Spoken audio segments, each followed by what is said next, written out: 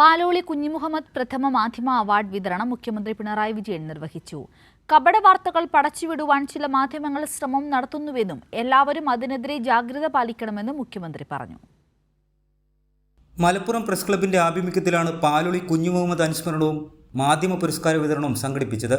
മാധ്യമപ്രവർത്തനം തൊഴിലെന്നതിലുപരി സാമൂഹ്യ സേവനമെന്ന നിലയിൽ കണ്ട വ്യക്തിയായിരുന്നു പാലോളി കുഞ്ഞിമുഹമ്മദ് എന്ന് മുഖ്യമന്ത്രി പിണറായി വിജയൻ അനുസ്മരിച്ചു.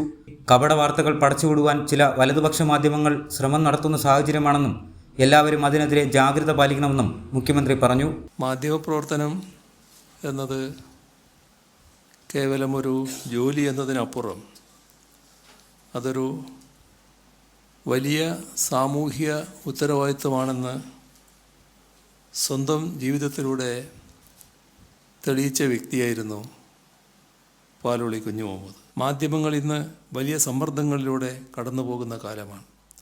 വാർത്തകൾ വളച്ചൊടിക്കാനും കപട വാർത്തകൾ പടച്ചുവിടാനും വലിയ ശ്രമങ്ങൾ നടക്കുന്നുണ്ട്. ഇവിടെയാണ് പാലോളി കുഞ്ഞിമുഹമ്മദിനെ പോലെയുള്ളവരുടെ മൂല്യങ്ങൾ നമുക്ക് വഴികാട്ടിയാവേണ്ടത്. Mathrubhumi digital senior sub editor Nileen Atholi പുരസ്കാരം മുഖ്യമന്ത്രിയിൽ നിന്നും ഏറ്റുവാങ്ങി. CPM പോളിറ്റ് ബ്യൂറോ അംഗം A. വിജയരാഘവൻ, പ്രതിപക്ഷ ഉപനേതാവ് P. K. Kunhalikutty, P. Ubaidulla MLA, CPM ജില്ലാ secretary VP Anil, Malappuram press club ഭാരവാഹികൾ തുടങ്ങിയവർ ചടങ്ങിൽ പങ്കെടുത്ത് സംസാരിച്ചു. കൈരളി ന്യൂസ്, മലപ്പുറം.